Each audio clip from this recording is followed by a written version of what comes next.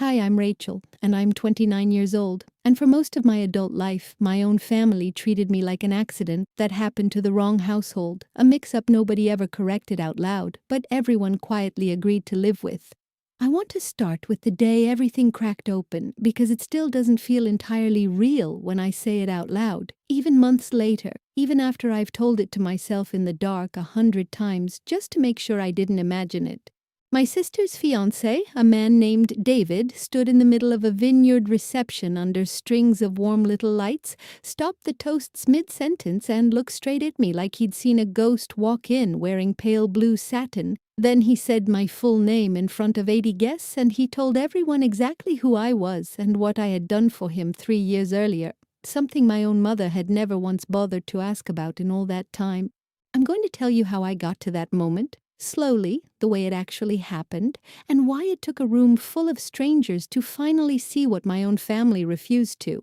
I grew up in a house where my older sister Ashley was the sun, and I was the weather nobody planned for, the thing you check before you leave the house but never actually admire.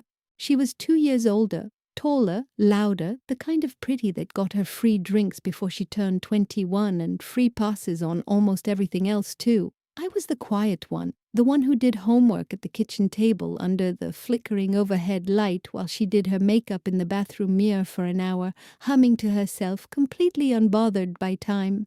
My mother, Diane, used to introduce us at church like a matched set with a defect built into one half. "This is Ashley," she'd say, squeezing her arm.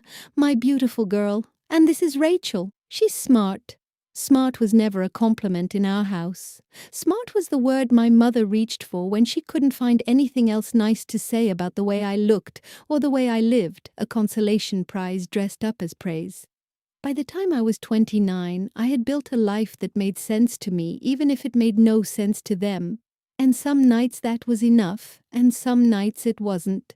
I worked at a financial advisory firm downtown, in a department most people have never heard of and couldn't explain at a dinner party, doing forensic due diligence for private clients, which is a fancy way of saying I found the lies hiding inside other people's money, the small inconsistencies nobody else noticed until they became a collapse. I drove a used Honda Civic with 110,000 miles on it, the kind of car that made a specific sound when it started in winter.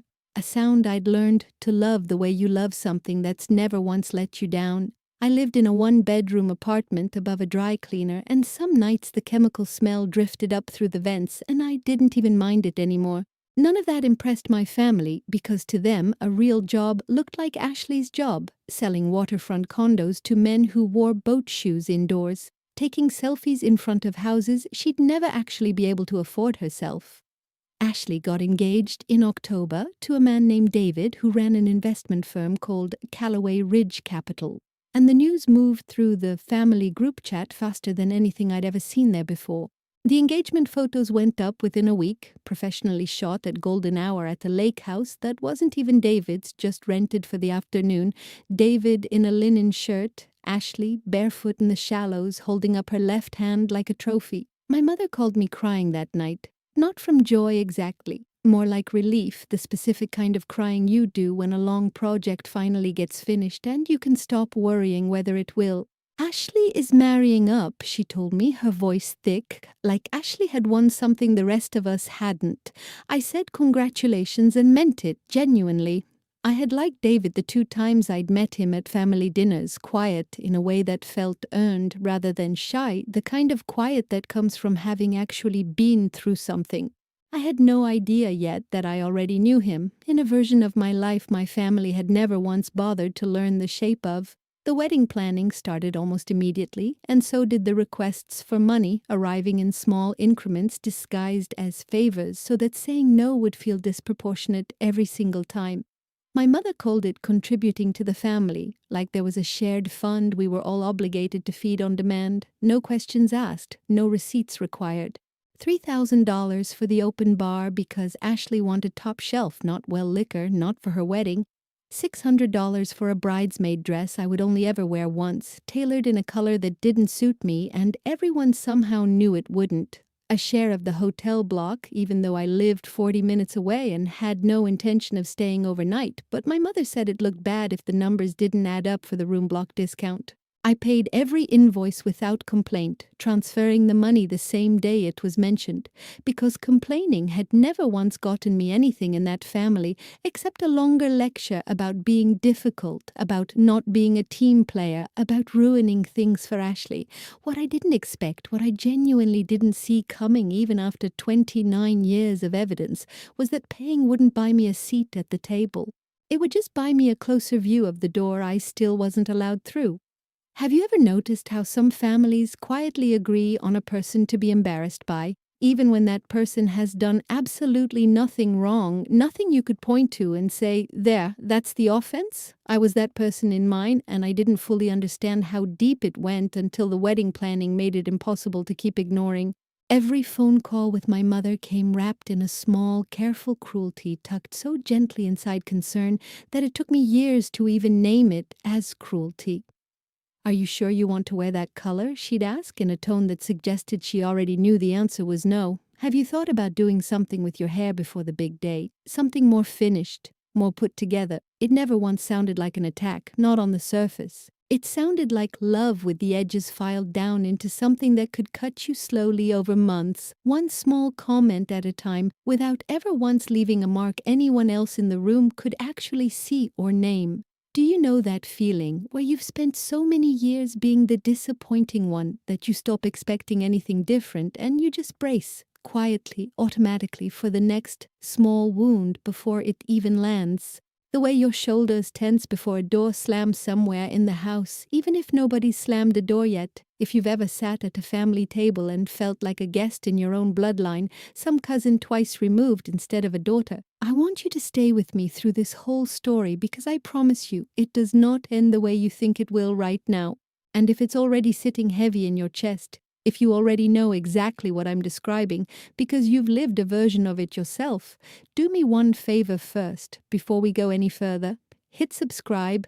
It's free, it takes 2 seconds, and it's honestly the only reason I get to keep telling stories like this one to people who actually understand what it costs to live inside them.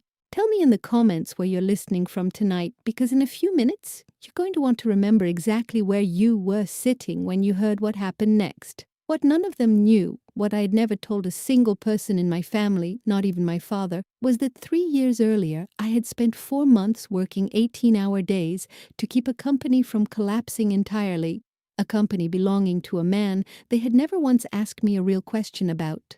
Because they didn't know to ask, because I never gave them a reason to wonder. I signed a non-disclosure agreement so airtight I couldn't even tell my own mother what I'd worked on that year, only that I'd been busy, only that it had mattered, only that I sometimes fell asleep at my desk with my cheek against a stack of transaction records I'd already memorized. My family filled that silence with a story of their own making, the story where I did something boring with numbers in a gray cubicle somewhere, forgettable and small, the story that let them keep believing Ashley's world, bright and photographed and public, was the only one worth being impressed by. The dress fitting happened on a Saturday in March at a bridal boutique that smelled like white flowers and hairspray and something sharper underneath. Steam, maybe. Or the chemical hum of a dozen garment bags. Ashley tried on 5 gowns before she found the one. A mermaid silhouette with a low back that made the sales associate actually gasp out loud and press a hand to her own chest.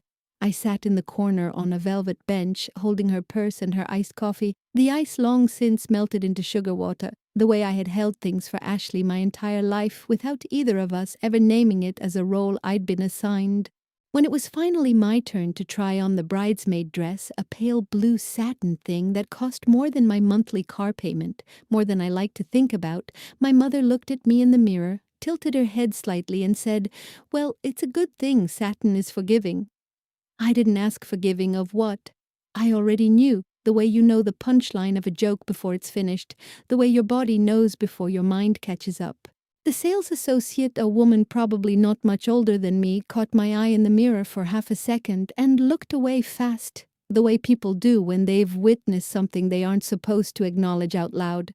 I stood there in the fitting room afterward, alone, the zipper still half undone at my back, staring at the version of myself the mirror was showing everyone else, and I tried to find the version I actually knew. The one who closed cases other senior analysts couldn't touch. I couldn't find her in that reflection. The dress wasn't the problem. I understood that, even then.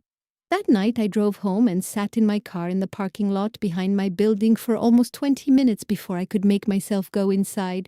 I wasn't crying, not exactly, not the kind of crying you can point to. I was doing the thing I'd learned to do since I was a kid, which is take the comment apart piece by piece, turn it over in my hands like evidence, until I could file it somewhere it wouldn't hurt as much. Forgiving of what, I kept thinking, running the phrase on a loop. Forgiving of the body I had, the body that didn't look like Ashley's, the body that had never once been the reason anyone complimented me at a family gathering, not once, not even as a joke. I told myself it didn't matter. I told myself a lot of things that year that weren't true, the way you do when the alternative is admitting how much it actually costs you. I thought about calling someone, a friend, anyone, and then realized I couldn't think of a single person I'd told about the wedding at all, because somewhere along the way I'd stopped mentioning my family out loud to people outside of it, the way you stop mentioning a wound once you're tired of explaining how you got it. I sat in that car until the street light above me clicked on, orange and buzzing, and then I finally went inside and made myself dinner I didn't taste and went to bed early, the way I always did on nights when there was nothing left in me to spend on being awake. The money requests kept coming after that, and they came with a particular flavor of guilt that only my mother could manufacture, a recipe she'd perfected over decades of practice. She would call and mention almost in passing, almost like an afterthought, how generous David's family was being, how they'd covered the florist and the string quartet without even being asked, and then she'd pause just long enough, just precisely long enough, for me to understand what she wanted before she actually said it out loud, a pause I'd learned to recognize the way you recognize a specific stretch of highway you've driven too many times to need the signs anymore. It would mean so much if you could help with the welcome bags, she said once, her voice light, casual, like she was asking me to pick up milk. Just the bags, Rachel? Nothing crazy. The welcome bags cost $420 and I paid for them the next morning, transferring the money before I'd even finished my coffee, because saying no had never once in 29 years felt like an option that was actually survivable inside that house. What made it worse wasn't the money. Not really, not even close. I could afford the money mostly, even if it meant a leaner month, fewer takeout dinners, a longer wait before I finally replaced the phone with the cracked screen, the crack spreading a little further every few weeks like a slow confirmation that some things in my life were simply allowed to stay broken, as long as they still technically worked. What made it worse was watching my mother post pictures of Ashley's dress, Ashley's shower, Ashley's engagement ring, 3 carats set in platinum with captions about how proud she was of the life her daughter had built. Not daughters, daughter. Singular every time, as if autocorrect itself had decided I didn't exist in that sentence. I existed in those posts as a blurry shape at the edge of a photo, cropped out more often than not. Not out of malice exactly, I don't even think it was conscious. Just out of habit, the same absent way you crop out a lamp or a coat rack that happens to be standing in the frame where it isn't wanted. I called my father once that spring, hoping, foolishly maybe, for something different this time, and got exactly what I always got from him, which was gentle avoidance dressed up carefully as peacekeeping. "Your mother doesn't mean anything by it," Gary told me, the way he always did, his voice tired in the particular way it got whenever this topic came up. "She's just stressed about the wedding, honey." He wasn't unkind, my father, not by nature. He just wasn't present in the ways that would have required him to actually stand between his wife and his younger daughter, to draw a line and hold it even for one uncomfortable phone call. I could hear the television playing low in the background while we talked, some baseball game he wasn't really watching, and I pictured him in his recliner, phone pressed to his ear, choosing, the way he always chose, the version of the conversation that ended fastest. I stopped expecting him to. Somewhere around then, I think some part of me had stopped expecting anyone in that family to stand between me and anything a long time before that particular spring, and I'd just never said it out loud, not even to myself. Not in those exact words. At work, things were different in a way that felt almost disorienting when I said it beside everything else, like living 2 entirely separate lives that happened to share the same tired body at the end of the day. My boss, a managing partner named Robert Hale, who had trained me since I was 23 years old and still fresh out of graduate school, called me into his office one afternoon in April and told me I was being considered for a promotion to senior director, the youngest person in the firm's entire history to reach that title if it went through. He said the partners still talked about a case I'd closed 3 years earlier. A case so sensitive most of them didn't even know the client's actual name, only that whatever I'd found had saved the firm's reputation along with the client's entire company. I thanked him, and I meant it, and I went back to my desk and didn't tell a single person in my family that night because I already knew exactly how that conversation would go, down to the specific silence that would follow it. I know how that sounds, like I'm building myself up on purpose to make the story land harder later, to earn your sympathy before the real turn arrives. I promise you I'm not doing that. I'm telling you because it matters that you understand both halves of my life were true at exactly the same time, running in parallel, never touching. In one, I was becoming someone genuinely respected in a field most people never think about until the day they desperately need it. In the other, I was still the girl holding her sister's purse at a dress fitting, being told her own body needed forgiving by a woman who had given birth to that body. Both of those women were me, completely without contradiction. I just hadn't figured out yet how to let one of them protect the other, how to let the competence carry any weight at all in a house that only measured me by how well I disappeared. If any part of this sounds familiar to you, if you've ever built a whole life, your own family never once bothered to learn the shape of. Tell me about it in the comments below, because I genuinely read every single one, late at night, usually with a cup of tea gone cold beside my laptop. And if this story is already sitting somewhere behind your ribs, tightening something, go ahead and subscribe right now. It costs nothing, and it's genuinely the only reason I get to keep making these. Because the part where everything finally breaks open is coming, and I promise you, I don't want you to miss the exact moment it happens. By the time June arrived, 6 weeks out from the wedding, I had spent close to $4,000 on a celebration I was starting to seriously suspect I hadn't actually been invited to. Not really, not in the way a sister is supposed to be invited to her own sister's wedding. I had a seat, technically, a name card somewhere on a list. I had a dress, technically, hanging in my closet in a garment bag I hadn't touched since the fitting. What I didn't have, not once that whole spring, was a single conversation where anyone in my family asked how I was doing, what I'd actually been working on all those late nights, whether the promotion I'd mentioned once in passing had come through. I'd become a line item in Ashley's wedding budget, a recurring transfer on my bank statement, and somewhere along the way, quietly, without one dramatic moment I could point to, I had stopped being a person in my own family's eyes and started being a resource.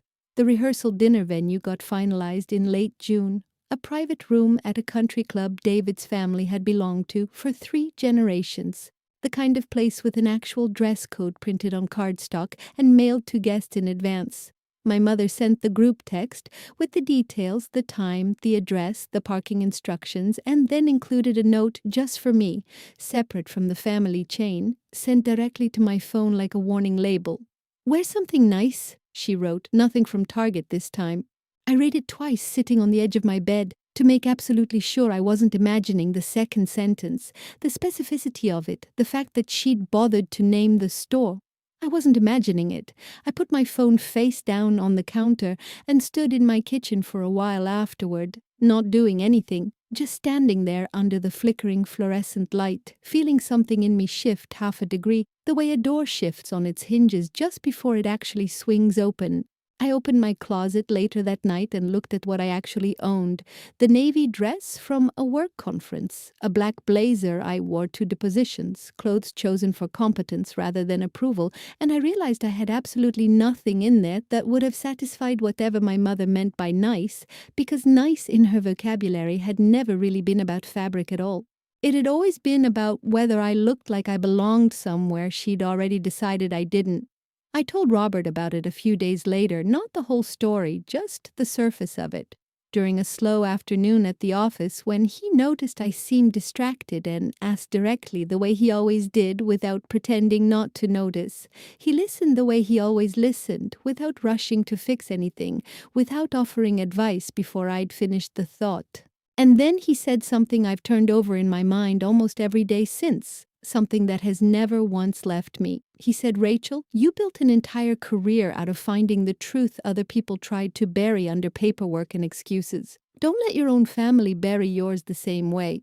I didn't fully understand what he meant that afternoon. Not completely. I understood it with my whole body a few weeks later, standing in a vineyard under string lights, watching a groom's face change in real time in front of 80 people. A small thing happened in early July that I didn't think much of at the time, that barely registered as anything at all. David texted me directly for the first time ever in the entire year I'd known him, asking if I could recommend anyone at my firm to help his mother review some paperwork for a family trust. Nothing urgent, just routine family business before the wedding.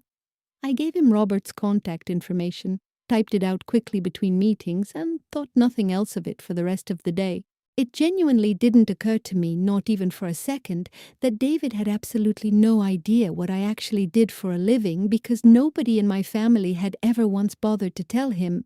To David, I was simply Ashley's quiet sister, the one who worked in finance somewhere downtown, no title attached, no story, no name that would have meant anything to him if he'd heard it in a different context. The bridal shower was that same weekend, hosted at my mother's house with pastel balloons taped to every doorway and a chocolate fountain Ashley had insisted on despite the 90-degree heat outside, the chocolate already thinning by early afternoon. I spent most of the day in the kitchen, refilling trays, restocking napkins, because my mother said it would be helpful, and helpful had become the only role I was ever formally assigned at these events. The only job description anyone had ever handed me in that family without discussion. One of Ashley's co-workers asked me, kindly, genuinely curious, what I did for a living, and before I could even open my mouth to answer, my mother cut in smoothly and said, "Oh, she does something with numbers, we don't really understand it." Everyone laughed gently, the easy laugh you give something small and harmless and not worth a second thought. I laughed too, on cue, the way I'd trained myself to.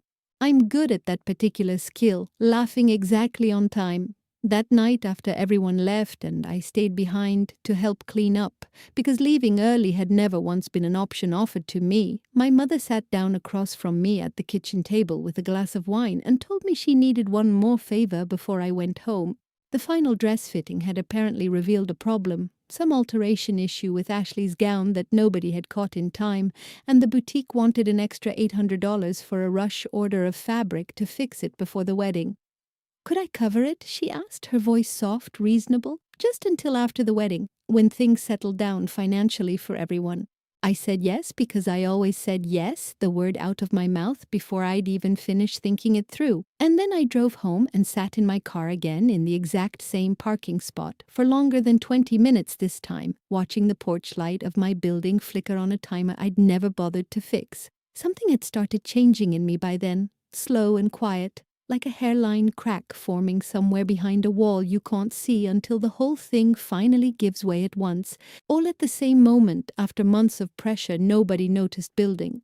I wasn't angry exactly, or not only angry, I was starting to notice the pattern for what it actually was clearly for the first time. Not a string of small, unrelated moments I could keep filing away separately, but one long, continuous message my family had been sending me since I was old enough to understand language at all. "You are not the daughter who counts. You are the daughter who pays." I started keeping a private list on my phone, not of grievances exactly, more like evidence, dates, and dollar amounts, and exact quotes. The same instinct that had made me good at my job, turning quietly inward for the first time in my life. I didn't say any of this out loud yet, not to anyone, not even to myself in so many words. I just started paying closer attention, cataloging it the way I'd been trained to catalog everything else in my professional life, patiently, methodically, without letting anyone see me doing it. I called Robert again the week before the rehearsal dinner, not about work this time, just to talk, which was unusual enough between us that he asked right away if something was wrong. I told him the truth for once, all of it, the money, the comments about my clothes and my hair, the invisible line drawn around who got to matter in that family and who simply got to fund it from a comfortable distance.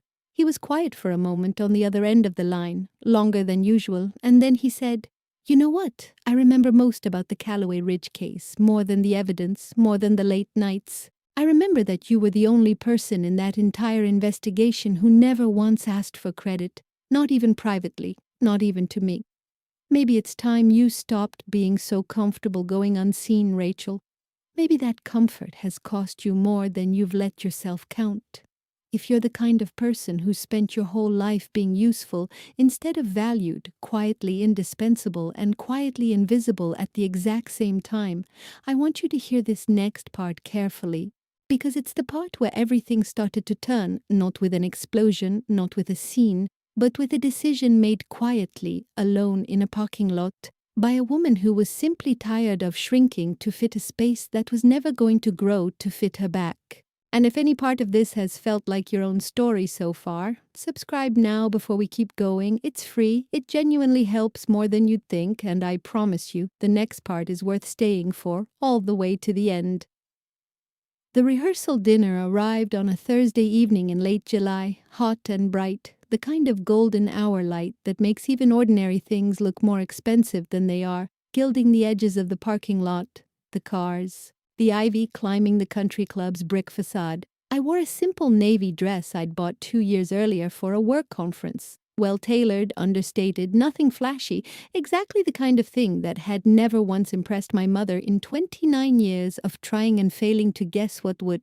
I walked into the country club's private dining room, past a hostess stand with fresh peonies, and found my name card at the very end of a long table, past the wedding party, past David's extended family, tucked between an empty seat and a service station where the waitstaff kept the extra silverware and the water pitchers. My mother found me almost immediately, scanning my outfit head to toe with the particular expression she reserved for inspecting things that might embarrass her in front of people she wanted to impress. "You look nice," she said finally, in the tone people use when they're mildly surprised by a low bar being cleared without incident. Then she leaned in close, her perfume sharp and floral, and said something that would have sounded like absolutely nothing to anyone else standing in that room. "Just don't make this about you tonight, okay? It's Ashley's night." I hadn't said a single word to provoke that. I hadn't done a single thing beyond walk through the door on time, in an appropriate dress, with a wrapped gift under my arm. I had simply arrived, shoulders covered, hands folded, and somehow that arrival alone had already been read as a threat worth heading off in advance. I remember looking down at the wrapped gift in my hands, a set of monogrammed towels I'd spent an embarrassing amount of time choosing, and thinking that I had never once, in 29 years, managed to arrive anywhere in that family without first calculating exactly how much space I was allowed to take up before someone corrected me. Dinner started, toast began, and I sat quietly at the far end of the table doing exactly what I'd always done at these gatherings, being small enough, still enough not to require an explanation from anyone. Ashley's maid of honor gave a toast full of inside jokes I wasn't part of, references to a bachelorette trip I hadn't been invited on.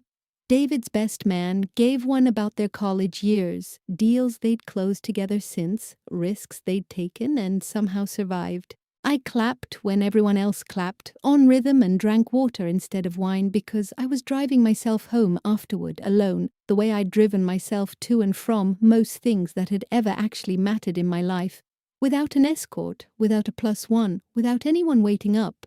It was during dessert that the wedding planner, a brisk woman named Brittany with a clipboard tucked under one arm and an earpiece she kept adjusting, came around the room collecting final head counts and seating confirmations for the ceremony itself, table by table, working her way steadily toward the far end. When she reached me, my mother answered before I could even open my mouth to speak for myself.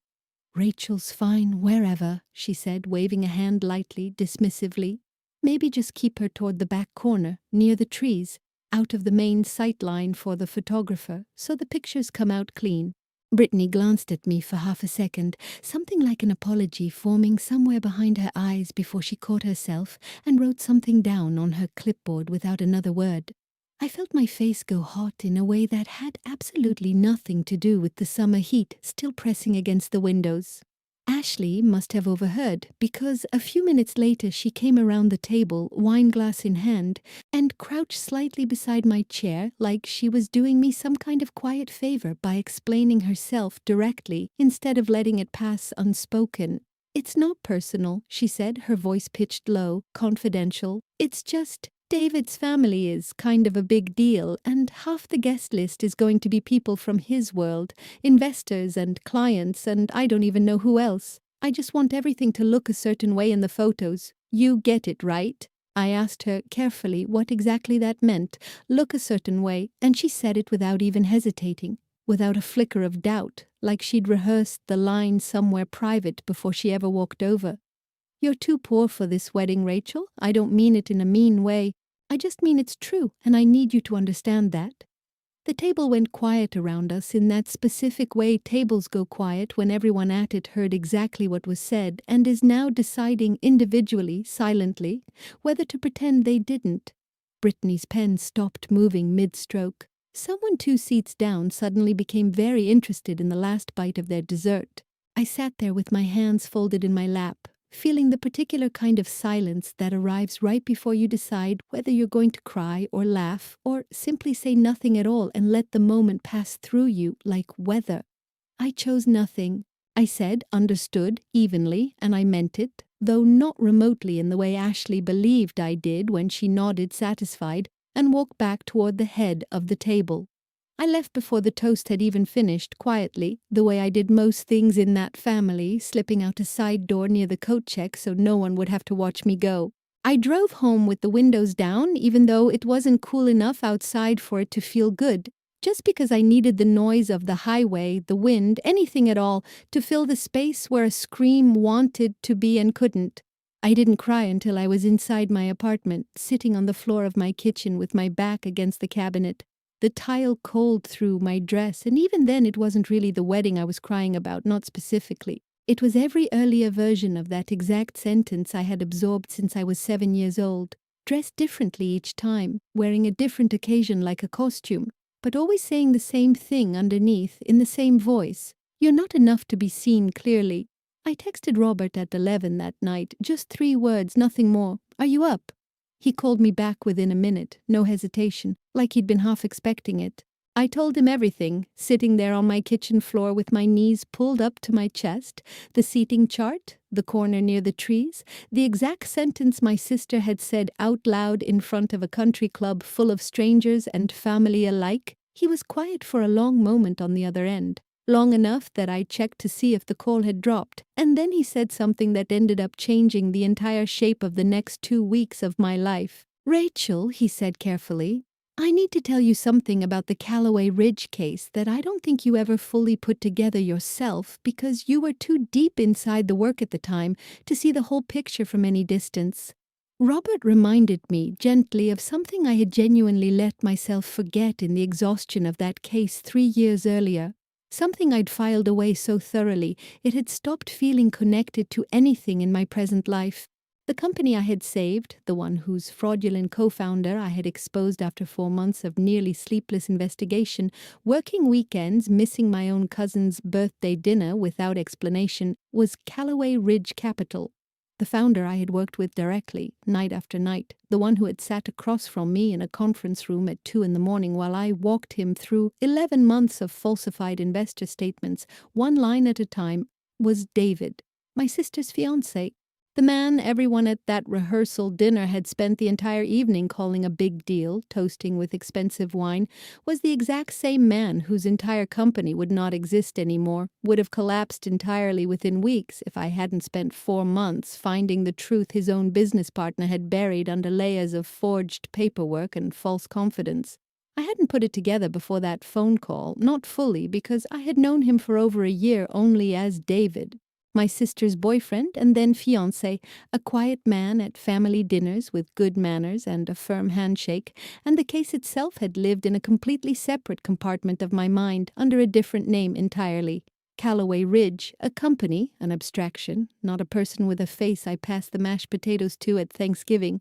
It had been protected the whole time by a non-disclosure agreement, so strict I had never once said the client's full name out loud to anyone outside the firm.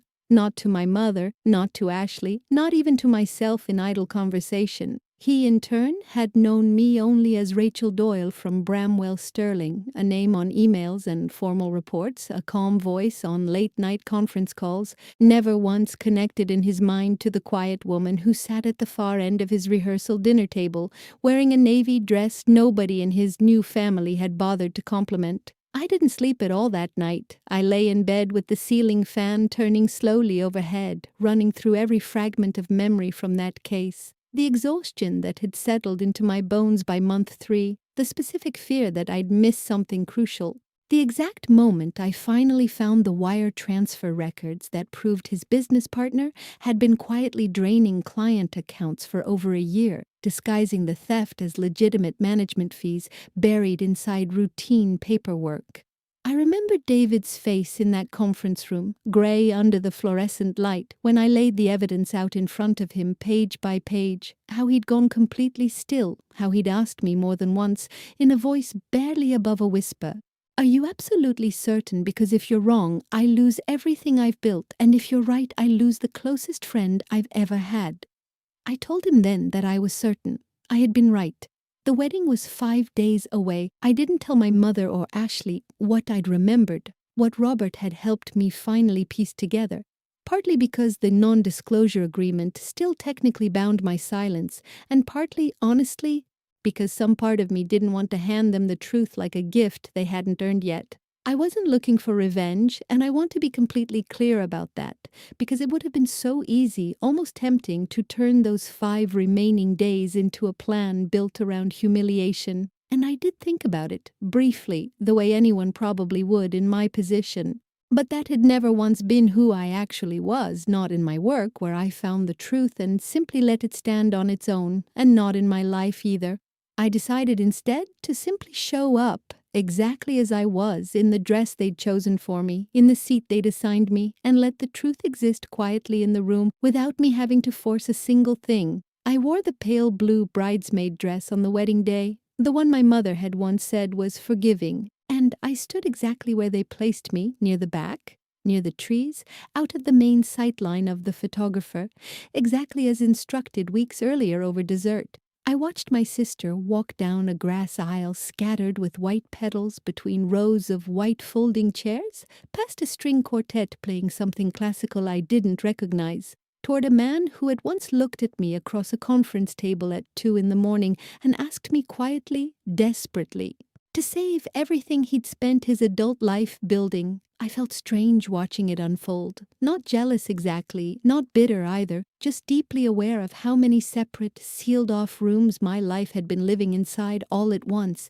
and how not one single person in those white chairs knew about all of them at the same time. The ceremony ended, the applause rose and settled, and the wedding party made its way slowly toward the reception tent for photographs and the long, formal receiving line. I stood at the edge of the gathering crowd, near the back as instructed, watching David greet his guests one by one under the string lights, his hand extended, his smile practiced and warm and entirely genuine at the same time, the way only some people manage to pull off. When the line finally reached my section of family, I stepped forward last, the way I always did at these events, prepared to shake his hand quickly and say something small and forgettable before moving along. He looked up. He saw my face clearly for the first time all evening, and everything about his expression changed at once, the practiced warmth dropping away completely, replaced by something closer to disbelief, his hand still half extended, frozen in the air between us. He said my name, my full name, Rachel Doyle, loud enough that the small cluster of people directly around us both turned to look at what was happening. Then he said, "You're Ashley's sister. You're actually Ashley's sister." I nodded, genuinely confused for a moment, watching him piece something together in real time behind his eyes, the math visibly clicking into place. He turned then to the small crowd gathered near the receiving line, his new wife included, and asked, his voice carrying further than he probably intended, "Does anyone here actually understand who this woman is?" Nobody answered. My mother, standing a few feet away in her mother of the bride dress, looked mildly panicked, the exact look you get when a script you've rehearsed carefully for months suddenly veers somewhere you never planned for and can't redirect. David asked someone nearby to get him a microphone, the same one the best man had used for toasts earlier that evening, and for one brief moment I genuinely considered simply walking away, disappearing quietly into the crowd. The way I'd disappeared from 100 family gatherings before this exact one, but I didn't move. I stood there in my pale blue dress near the back, near the trees, feet planted, and I watched a man I had once helped save from total ruin decide deliberately in front of everyone he loved most in the world that he wasn't going to let me stay invisible for one more single minute of this night. "When you all raised a glass to me earlier tonight," David said into the microphone, his voice carrying easily across the quiet tent, steady in a way that told me he'd already decided exactly what he wanted to say. "You were toasting a company that almost didn't survive 3 years ago, one I nearly lost everything to build. My own business partner, someone I trusted completely, stole from our investors for almost a full year, forged documents, falsified statements, and nearly destroyed everything I had built since I was 25 years old, with nothing but a laptop and too much confidence. The only reason Callaway Ridge Capital still exists tonight, the only reason any of us are standing under this tent celebrating anything at all, is because one forensic investigator worked 18-hour days for 4 straight months until she found every single piece of evidence that saved my company and, honestly, my name along with it. That investigator is standing right there, near the back, wearing blue. That's Rachel. That's my sister-in-law, and none of you have any idea what you owe her." The tent went completely silent for a beat, and then it didn't, filling instead with a low, rolling murmur of 80 people rearranging an entire understanding of who I was in real time. Right there in front of me, the sound of assumptions quietly collapsing. I watched my mother's face drain of color entirely, her hand rising slowly to her throat.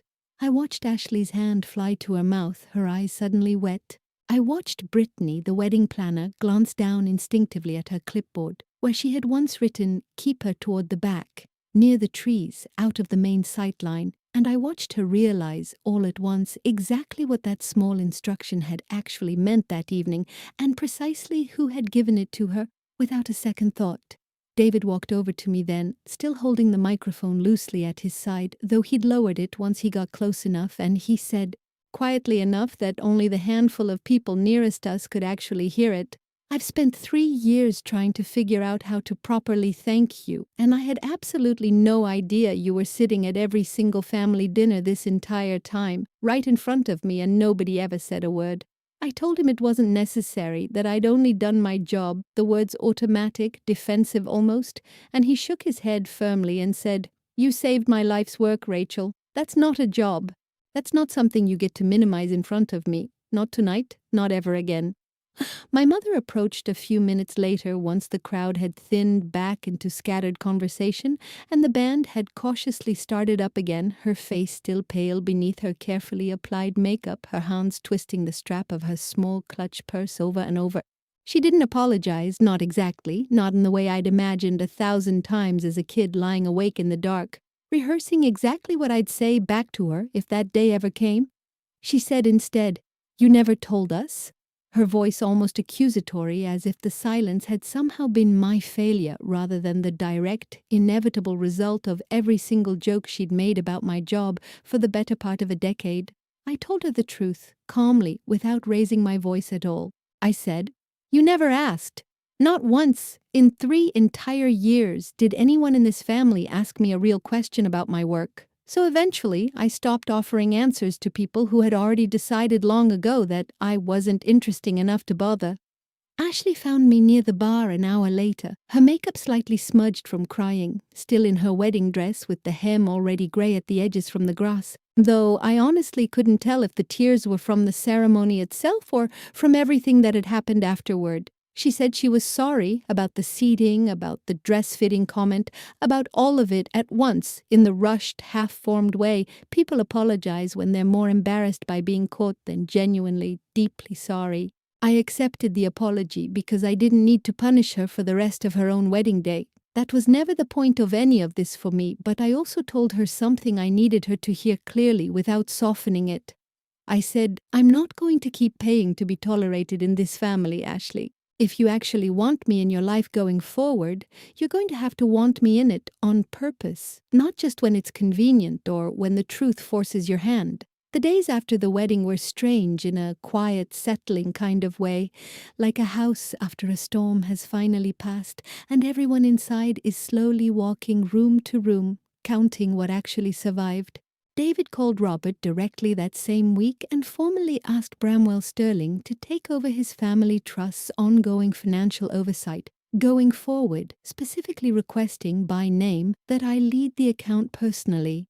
Robert offered me the senior director promotion 2 weeks after that, officially in front of the full partnership at a Monday meeting, and mentioned the Callaway Ridge case by name for the very first time in 3 years. Now that the confidentiality restrictions had finally lifted once the deal's final closing period had fully ended, my mother started calling more often after the wedding. Careful, measured calls, asking about work in a way she genuinely never had before in 29 years. Asking real questions this time and actually waiting through the answers instead of steering the conversation back toward Ashley within 30 seconds. I let her back in slowly in the same careful, measured way she was offering it, because I wasn't interested in punishing her forever. That had never been the goal. But I also wasn't interested in pretending the last decade simply hadn't happened. That would have been its own kind of lie. Some doors, I've learned, you eventually open all the way again, given enough time and enough evidence of real change. Others you leave on the chain, just enough to see who's actually standing there and decide again each time whether it's worth opening further. I moved out of the apartment above the dry cleaner about 4 months later into a place I chose entirely for myself. No one else's opinion consulted or even mentioned in the decision, no comment about the neighborhood or the size of the closets. I painted the walls a color I liked and nobody else did, and I hung art I'd bought with my own money on my own schedule. And the first night I slept there, I remember lying awake for a while, not out of anxiety this time, just out of the strange, unfamiliar quiet of a space that owed nothing to anyone's approval but mine. I kept the Honda a while longer, actually longer than I strictly needed to financially, because there was something quietly satisfying about pulling into family driveways in the exact same car that had once embarrassed my mother in front of neighbors, now that the car had absolutely nothing left to prove to anyone, least of all to me. I wasn't chasing anyone's approval anymore, not my mother's, not Ashley's, not even David's gratitude, though I was genuinely glad to have it. That was the real change in me. Quieter than the wedding scene ever was, but far more permanent underneath everything else. If you've ever had to earn your place in your own family the hard way, watching someone else get handed theirs for free without ever once being questioned or measured the way you were, I hope this story landed somewhere true for you tonight, somewhere it could actually rest. And if it did, tell me in the comments what part hit hardest for you personally. I read every single one of them, usually late at night, and it genuinely helps to know these stories reach the exact people who need them most. If you haven't subscribed yet, this is the moment to do it. It's completely free. It takes 2 seconds, and it's honestly the only reason I get to keep finding stories like mine and bringing them to you. Here's what I want you to take from all of this. If you take absolutely nothing else away from tonight, there's a kind of wealth that never once shows up in a seating chart or a guest list or a wedding hashtag scrolling by on someone's phone. The kind built quietly, patiently, in rooms nobody ever photographs. Over years nobody claps for along the way. My family spent a decade measuring me against a version of value they could actually see with their own eyes. The car, the dress, the wedding contribution written on a check. And they missed, almost entirely, almost tragically, the version of me that was actually worth something lasting. the one built out of 4 months of 18-hour days that quietly saved a company none of them even knew I'd ever touched. I don't think my story is unique, honestly, not even a little. I think a lot of people are sitting at family tables again tonight, right now, quietly doing the difficult work of holding everything together, while somebody else gets called the pride of the family for doing considerably less and being applauded considerably more. If that's you, listening to this right now, I want you to hear this next part clearly all the way through.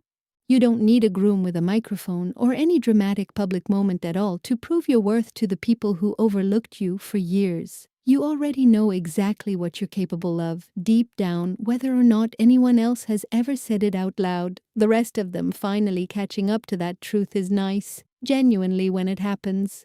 But it was never actually the point of any of it.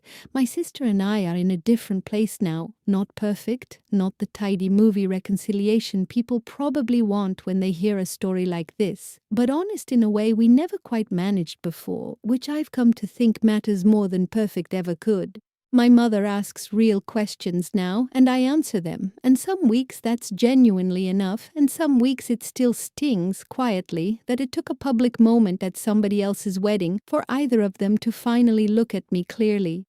I've made peace with both of those things being true at the exact same time, because I've learned that's usually how healing actually works in real life, unglamorous, uneven, mostly quiet. Nothing at all like the version you see in movies. If this story meant something to you tonight, if any part of it found you where you actually live, do one last thing for me before you go.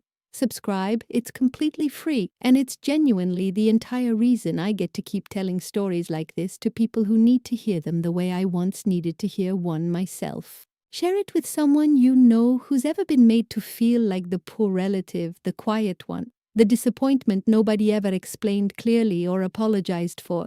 Tell them exactly what I'm telling you right now, at the end of mine. Being underestimated is not the same thing as being small. Thank you truly for listening to my story tonight.